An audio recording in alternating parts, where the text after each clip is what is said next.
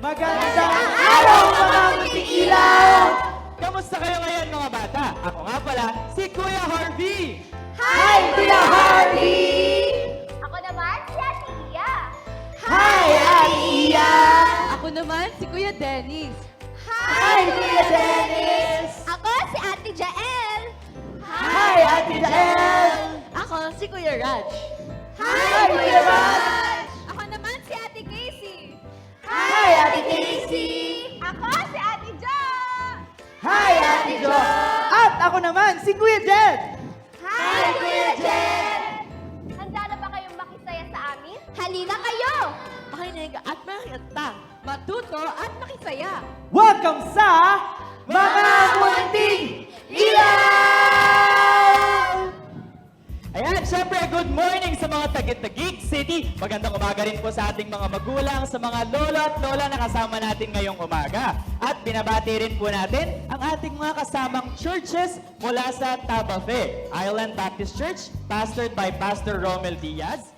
Temple Baptist Church, pastored by Pastor Norfel Abellanosa. Excited na ba kayo sa ating show ngayong araw mga kids? Mukhang excited na nga sila. At alam nyo ba na naka-live tayo ngayon sa GCTV? Wow, Kuya Harvey! Napapanood pala tayo ngayon, kids, sa TV. Kaya, simulan na natin ang umaga nito sa masiklang kantahan! Sabayin nyo kami, madali lang yung action. Come on, louder po. Ready? Get up, get up. Simula sa down, up tayo. Ready? Get up, get up, get up and tell the world. One more time. Repeat lang. Get up, down. Get up, some people haven't heard. Jesus paid the price. That Jesus paid the So price. we can have eternal So we life. can have eternal life. Get up. Get up, get up, get up and tell the world. Repeat lang yan. Repeat lang. Get up, get up. Get up, get up, get up and tell the world. One more time. Get up, some people haven't heard. Jesus paid the price. That Jesus paid the price. So we can have So we eternal can life. have eternal life. Yeah, get up, get up and tell the world. Every day. Yep. Ready?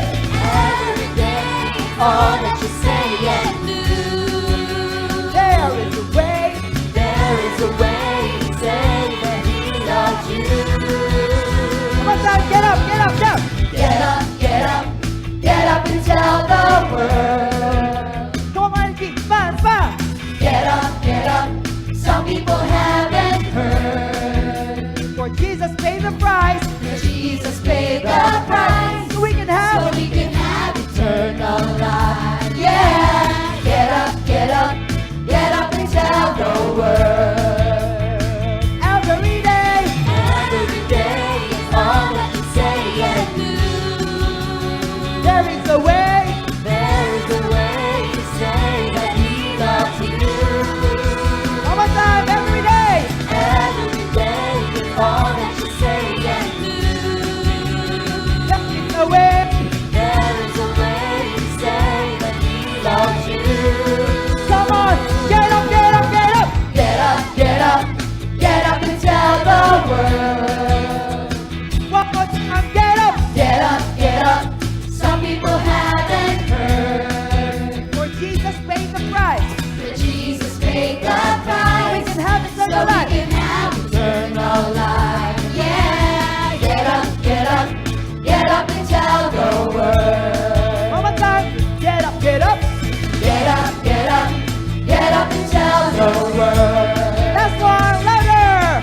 And Get up and tell the world. very good. Makisingaw. Palakpakan nga muna lahat. Sabay kayo ha. Clap your hands, everyone. Come on. Ready? First action natin ito. Looking out. Ready? Let's go. Looking out into great big world. Where do I go? Come on. Where do I go? How do I fit in? Gotta keep this one thing on my mind. Maker of all the universe. Maker of all the universe is on my God is for me. and if God is for me, Stop. who can be? Who can be One more time. against me? God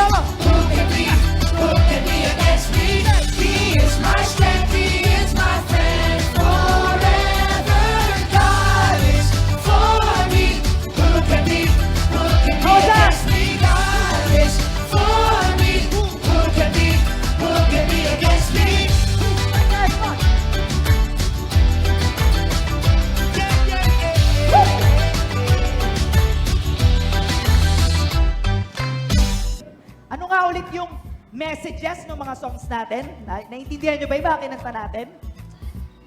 Sabi sa song kanina, Kuya Jed, because God is for me, no one can be against me. Teka, ano nga ba ibig sabihin nun, kids? Parang lalim naman po ng meaning ng song natin, Kuya Dennis. Pero may naalala akong verse sa kantan yun.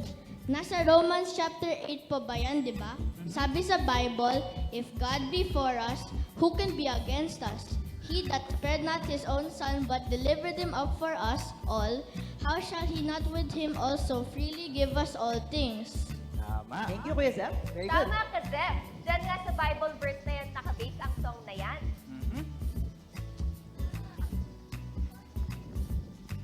Ako may tanong din, Ate Iya. Kapag po meron tayong mga problema sa buhay, paano po natin mararamdaman that God still cares for us? Gandang tanong yan. Yes, Z. Oo nga po, kung tayo po ay may sakit, o kaya ay nahihirapan sa school, o kaya ay wala pa tayong pambaon sa school, paano natin mararamdaman ang pagmamahal at care ng Panginoon Jesus sa atin? Ang gaganda ng mga tanong nyo, kids. Pero sigurado ako, marami ring mga bata dito na meron ding problema. Sige nga, sino dito ang merong mga problema sa buhay? Sino daw? Taas Mga ang problems. kamay. O sige, ano muna ang pangalan mo? Harap tayo dito. Ano ulit pangalan mo? Charles! Charles. O sige, ano ang sagot mo? Ano po yung tanong? Ano po yung tanong? Ito ulit natin kay Ate Joshebet. Ano daw po ang tanong? Ano ang ginagawa natin, kids, kapag tayo ay may mga problema? O kapag nahihirapan, may problema daw. Anong ginagawa ni Charles? Naghanap po ng solusyon. At tama naman. Tama! Hindi naman pwedeng problemahin mo pa ang problema. Thank you, Kuya Charles. Very good. Dahil dyan, may chocolate si Charles. Ano raw po ginagawa mo kapag may problema ka po?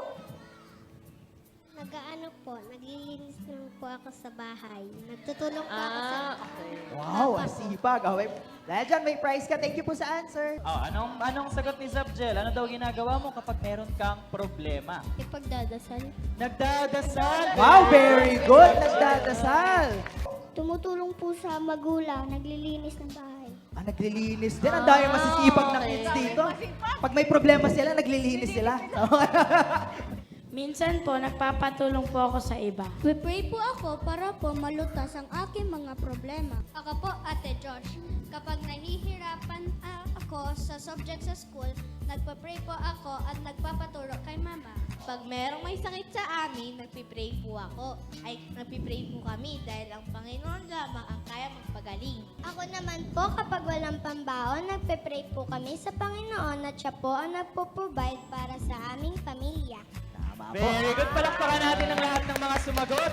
Alam nyo, tama kayong lahat, kids. Dahil ang unang-una nating dapat gawin kapag tayo ay may mga problema ay mag-pray tayo sa ating Panginoon. Dahil sa Kanya lamang tayo dapat magtiwala.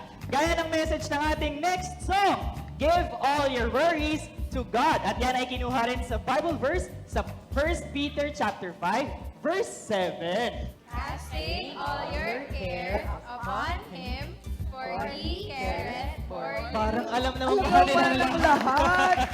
First Peter 5:7. Casting all your care upon Him, for He careth for you. Wow, very good. Isa rin po yan sa mga favorite kong Bible verses. 1 Peter chapter 5 verses 7, casting all your care upon Him, for He careth for you. Ibig sabihin ay ibigay raw natin ang ating mga cares and worries sa Panginoon dahil mahal niya tayo. Tama, Kuya Raj. At ang ating Panginoon lang din ang makakabigay sa atin ng biyaya at lakas para malampasan natin ang mga problema natin. Give all your worries to God. Sabay kayo play lang ng gitara. Come on, bigger, action. Ready? And What are you worried about now? Trying to figure it out now. God knows right where you are now. You know it's all in His hands now. Because He cares for you. Always cares for you. You know He'll see you through. He's always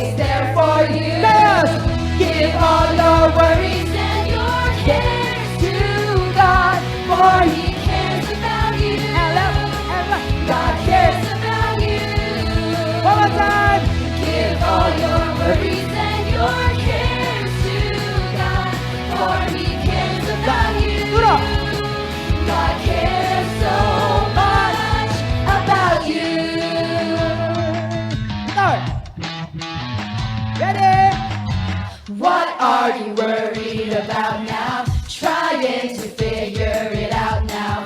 God knows right where you are now. You know it's all in His hands now. Because He cares for you. Always cares for you. You know He'll see you through. He's always there for you. Give all your worries and your cares to God, for He cares about you. And you. God cares about you. You. Come on, one more time. Give all your worries and your cares to God, for He cares about you. God cares so much about you. One more time, let's go. Give all your worries and your cares to God, for He cares about you. And you. God cares about you. One more time, let's go. Give all your worries and your cares to God, for He cares about you. And you. God cares so much about you. Play the start, come on. Very good. Ngayon naman, pakinggan natin ang iba nating mga MMI kids na i-recite din ang 1 Peter 5:7. Sige nga, pakinggan natin si Kuya Gian. 1 Peter 5:7. Casting all your care upon Him, for He careth for you. 1 Peter 5:7. Casting all your care upon Him, for He careth for you. Very good! Thank you. Ayan. Thank you, kids. Story time na tayo ngayon. Makinig sa ating Bible story. Naalala niyo ba yung tanong ng mga munting ilaw kids kanina? Kung tayo ay may pinagdadaan ng mga problema, does God still care for us? Magtitiwala pa ba tayo sa Kanya? Tamang-tama ang story natin ngayon. Sa kwento natin ay makikita ang halimbawa ni Queen Esther at kung paano siya nagtiwala sa Panginoon kahit na maaari pa siyang mamatay. Kamusta kayo mga munting ilaw? Sige nga, sino sa inyo ang matapang? Wow! Sigurado ko na napakaraming matatapang na mga bata dito. Ang ating kwento ngayon ay tungkol sa isang matapang na reyna na pinili ng Panginoon para iligtas ang kanyang mga kababayan. Pero kids, hindi to basta-bastang katapangan lang ha. Ito ay may kasamang pagtitiwala sa ating Panginoon na tayo ay iingatan niya. Ready na ba kayo makinig?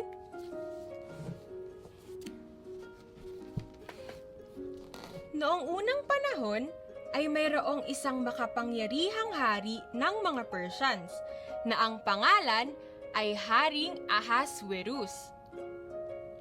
Malaki at mayaman ang kanyang kaharian. Ang haring ito ay makapangyarihan at maraming nasasakupan, kabilang na rin dito ang mga Israelita. Isang araw ay nagkaroon ng malaking handaan si Haring Ahasuerus kasama ang kanyang mga opisyal. Magsikain lang kayo mga kaibigan. Marami akong pinahanda para sa inyo.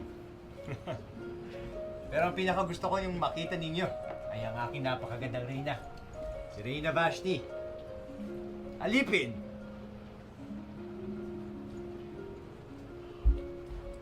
Tawagin ang Reyna Vashti ngayon din. Susunod po, mahal na hari. Subalit hindi nagpakita ang reynang Vashti. Dahil dito, nagalit ang Haring Ahasuerus at pinaalis niya ang hindi masunuring si Reyna Vashti. Matapos ang ilang mga araw, ay nagkaroon muli ng asawang reyna si Haring Ahasuerus. Ang reynang ito ang pinakamaganda sa buong lugar. Ang kanyang kagandahan ay sadyang kabigha-bighani. Siya ay si Queen Esther. Subalit may kakaiba sa reynang ito, mga bata. Siya ay isang Israelite na sumasamba at nagtitiwala sa Diyos sa kalangitan. Si Queen Esther ay mayroong isang tito na ang pangalan ay Mordecai. Si Mordecai ay isa ring Hudyo o Israelita na matapat na naglilingkod sa Panginoon. At alam nyo ba, siya rin ang nagpalaki kay Queen Esther. Tandaan mo, Esther, tayo ay mga Hudyo. Hindi tayo katulad ng mga Persians na sumasamba sa ibang Diyos. Ang Panginoon na nasa langit ang tunay na Diyos ang ating sinasamba. Opo, naiintindihan ko po. Kahit na tumira na po ako sa palasyo kasama ni King Ahasuerus, ay hindi ko po makalimutan ang pagpipray at pagtitiwala sa Panginoon. Sa palasyo ni Haring Ahasuerus ay mayroong napakasamang opisyal na ang pangalan ay si Haman. Dahil mataas ang kanyang posisyon bilang isang opisyal, gusto niya lahat ng tao ginagalang siya kahit na siya ay masama. Isang araw ay nakasalubong niya si Mordecai. Alam niyo ba ang nangyari, kids? Hindi man lang yumuko si Mordecai sa masamang si Haman. Anong pangalan ng mayabang na lalaki? Mordecai po ang pangalan niya. Isa po siyang Hudyo. Isang Hudyo? Aba, mayabang talaga yung mga yan ha. Walang galang. Kaya mo, sasabihin ko sa mahal na hari na ipapatay lahat ng mga yan. Isa dyan sa lalaking yan.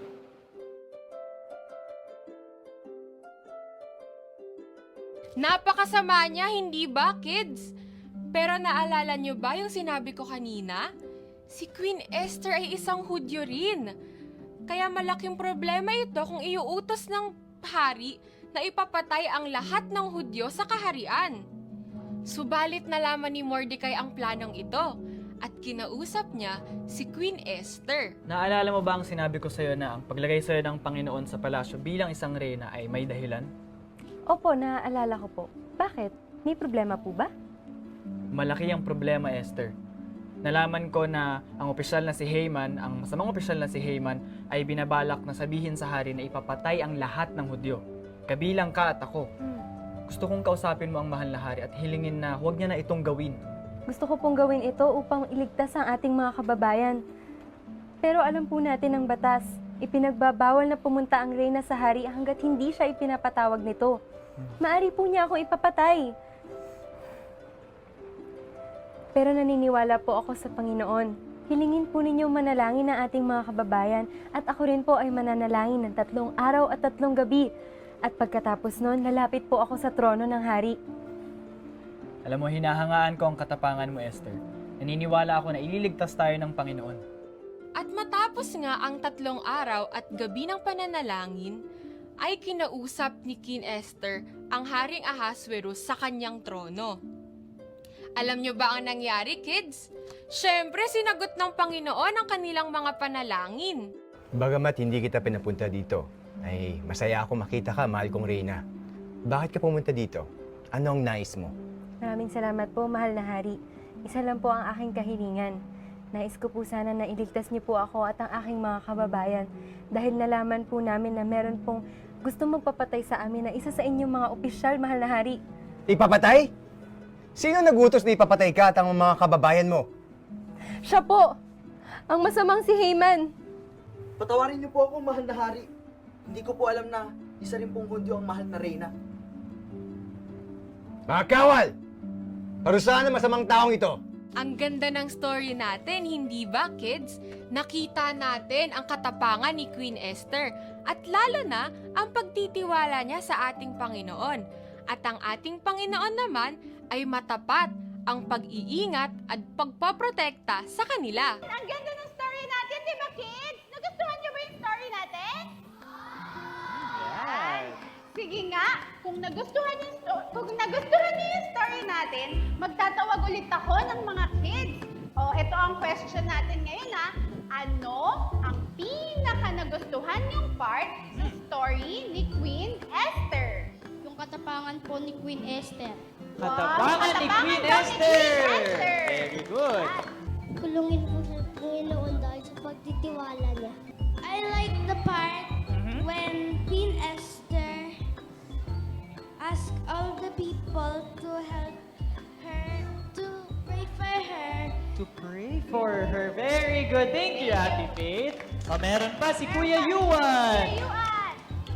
Ako po, natutunan ko po kay Queen Esther yung ginamit niya po yung wisdom niya po para yung mga ibang Diyos hindi po mamatay. Oh, tama! Palakpakan na rin si Kuya Yuan at palakpakan po ulit natin ang mga kids na sumagot. Very good! Oh, hindi pa tayo tapos ha? Dahil ito na ang pinakamahalagang part ng ating show ngayon. Tama, Kuya Dennis. Sabi natin kanina, God loves and cares for us. Pinapakinggan niya ang ating mga prayers at nagbibigay rin siya ng biyaya sa atin. Pero alam niyo ba na mas may higit pang ginawa ang ating Panginoon para ipadama sa atin ang kanyang pagmamahal? Pero bago yan, panoorin muna natin ang special number mula sa Lighthouse BBC Taguig Kids! O palakpakan natin ang Lighthouse BBC Taguig Kids!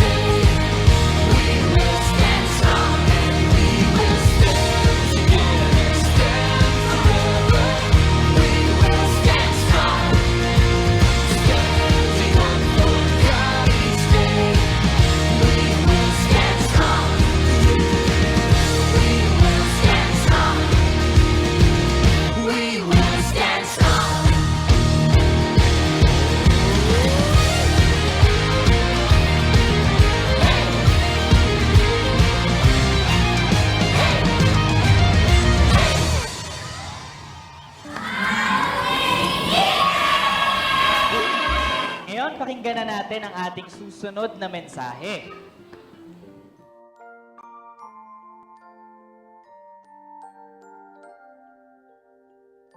Likha ng Diyos. Siya ay isang makapangyarihan at mabuting Diyos. Wala siyang kasalanan at hindi siya gumagawa ng mali. At dahil nilikha tayo ng ating Diyos, tayo ay mahal na mahal niya. Tama, mahal na mahal tayo ng ating Diyos. At alam niyo ba, dahil mahal na mahal tayo ng ating Diyos kahit tayo ay maliit o malaki, mapayat o mataba, maitim o maputi, mahal na mahal tayo ng ating Diyos, walang pinipili ito. Dahil God loves us so much. Kaya lang may problema, kids. Ang tao ay nagkasala. We are all sinners. Araw-araw ay gumagawa tayo ng mga kasalanan. Hindi sumusunod sa mga magulang, nagagalit sa ating mga kaibigan, nagsisinungaling, nangongopya, at kung ano-ano pang masasamang gawain na hindi gusto ng ating Diyos. Alam niyo ba, kids, ng mga kasalanan natin ay may kaparusahan. Halimbawa, kapag hindi tayo sumunod sa ating magulang, di ba magagalit sila? Sa harapan ng ating Diyos, may kaparusahan ang ating mga kasalanan. At sabi sa Bible, ang parusang ito ay matindi. Lahat tayo ay dapat na patungo sa hell o impyerno. Totoong lugar ang hell, kids. At dito patungo ang mga makasalanang tao. Pero mahal tayo ng Panginoon. Kaya't gumawa siya ng paraan para tayo ay maligtas. Binigay niya ang kanyang nag-iisang anak na si Jesucristo. Sabi sa Bible, for God so loved the world that He gave His only begotten Son. Ang Panginoong Jesus ay Diyos, subalit siya ay naging tao para ibigay ang kanyang buhay sa atin. Alam niyo ba ang nangyari sa Panginoong Jesus, kids? Okay. He died on the cross. Wala siyang kasalanan, subalit namatay siya sa krus para sa ating mga kasalanan. Para sa kasalanan ko, para sa kasalanan mo. Ang sabi sa Bible, tanggapin natin ang Panginoong Jesus sa ating puso at magsisi tayo sa ating mga kasalanan. Ito lamang ang paraan upang tayo ay maligtas mula sa kapahamakan ng hell. Sabi sa Bible, we should repent and accept Jesus Christ in our hearts. Magsisi at magsorry tayo sa Panginoon sa ating mga ginawang kasalanan at tanggapin natin si Jesus sa ating puso bilang sariling tagapagligtas. At ang promise ng Panginoon, kapag ginawa natin ito, ay hindi na tayo paparusahan at pupunta sa hell. Sana ay naging malinaw ang naging mensahe ngayon na binanggit o ikinwento ng ating mga ate at kuya mula sa MMI. Sige nga, kung kayo ay talagang nakinig, sino daw ang dapat nating tanggapin? Si Jesus o si Jesus Christ. At saan daw tayo dapat magsisi? Sa ating mga kasalanan. Nakikinig talaga sila ngayon. Ang gagawin natin ay magpe-pray tayo. Aanyayahan ko kayong mga bata na sumunod sa panalangin ko kung gusto nyong tanggapin si Jesus Christ sa inyong puso bilang Panginoon at tagapagligtas. Maaari ko ba kayong marinig na sumunod sa ating prayer? Anong gagawin natin pag tayo ay nananalangin? Tayo ay pipikit at yuyuko ang ulo. Nakikipag-usap pa tayo sa katabi? Nakikipag-usap pa tayo sa nasa likod? Hindi po. Muli, tayo ay pipikit at yuyuko ang ulo at susunod sa panalangin. Panginoon, alam ko po na ako ay makasalanan. Humihingi po ako ng tawad sa aking mga kasalanan at pagkukulang. Panginoon, humihingi rin po ako ng tawad sa mga hindi tama na pag-uugali. Panginoon, tinatanggap ko po kayo sa aking puso bilang sariling Panginoon at tagapagligtas. Tinatanggap ko rin po ang inyong regalo na buhay na walang hanggan kay Jesucristo. Maraming salamat po. Sa pangalan ni Kristo Jesus. Amen. Sige nga, maaari ko bang makita sino ang mga sumunod sa panalangin? Ayan, very good. Mukhang maraming sumunod sa ating prayer. Alam niyo ba, kids, ako rin mismo, ginawa ko ito nung ako ay 10 years old. Nagsisi ako sa aking mga kasalanan at tinanggap ko rin si Jesus Christ sa aking puso. At mula noon hanggang ngayon, sigurado na ako kapag ako ay binawian ng buhay, ako ay pupunta na sa langit. Dahil ang promise sa Bible, when we accept Jesus Christ in our hearts, we now have eternal life. Wala nang kapahamakan sa hell. The world is searching. The world is searching for an answer, a ray of hope in a hopeless world. Who can we turn to? Where is our rescue? Baba yun. And then there is someone. There is someone. He's the answer. He is the light, and He'll light the way. And His name is Jesus. Stay lang dyan. And He came to save us. And then chorus, sabihin nyo ang lyrics. He is the light of the world, and He shines. And then ikot kamay all over the earth, shining bright. He is the light of the world. Yun po yung ikot. Ayan. He is the light of the world, and He shines all over the earth, shining bright. Very good. He is the light, ikot, of the world. Very good, mga kids. Mamaya, pwede nyo na kaming samahan. Tatanungin ulit namin kayo, ano naman ang natutunan ninyo ngayong buong araw o sa lahat ng ating napakinggan at napanood? Anong natutunan mo ngayong araw? Masaya po kasi marami po akong matutunan. Maraming natutunan. Yun ang kanyang... sige, susunod. Ako po si Charles at ang natutunan ko po ngayong araw ay ang Diyos ay naglikha sa lahat ng bagay sa buong mundo. Very good. Natin si Charles. Ang natutunan ko po ngayong araw ay maging matulungin. Maging matulungin. Dapat po makikinig kay mama para hindi po mahirap po si mama. Sabi niya, natutunan niya na makinig kay mama at papa. Makinig kay mama at papa. Very good. We learned that we should always trust God. Yes. Trust God, sabi ni Kuya Jeff. Trust God. Next. Tayo ay tiwala sa Panginoon. Mahal na mahal tayo ng Diyos at wala siyang pinipili. Tama, mahal na mahal tayo ng Diyos at wala siyang pinipili. Si Z.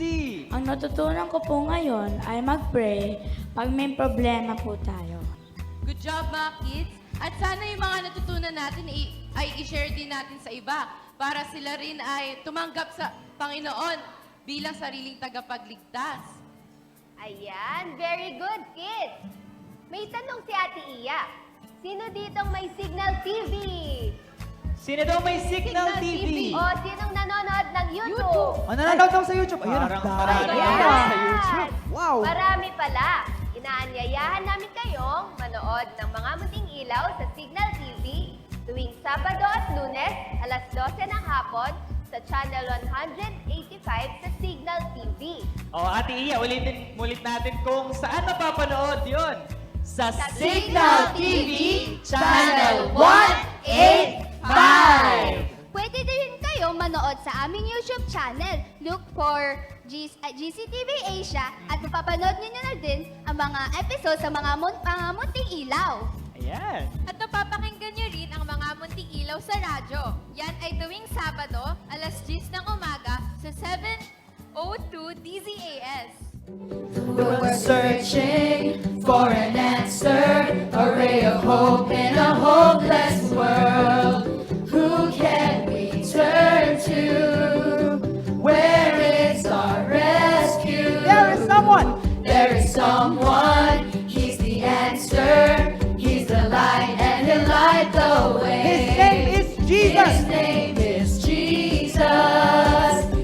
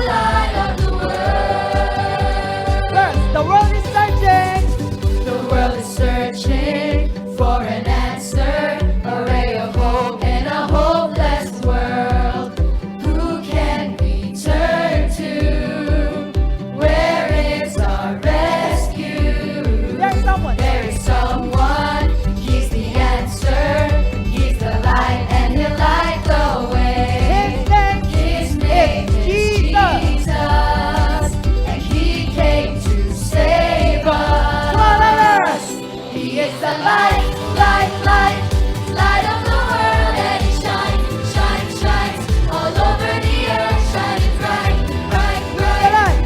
He is the light of the world. One more time.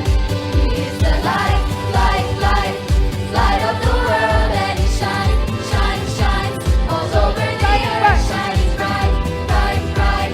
He is the light of the world.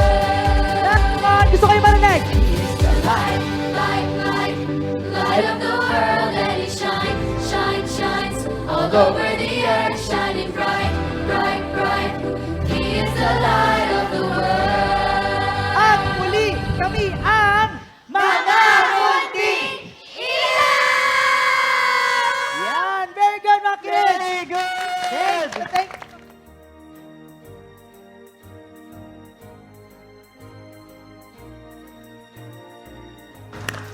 Alaban Medical Clinic.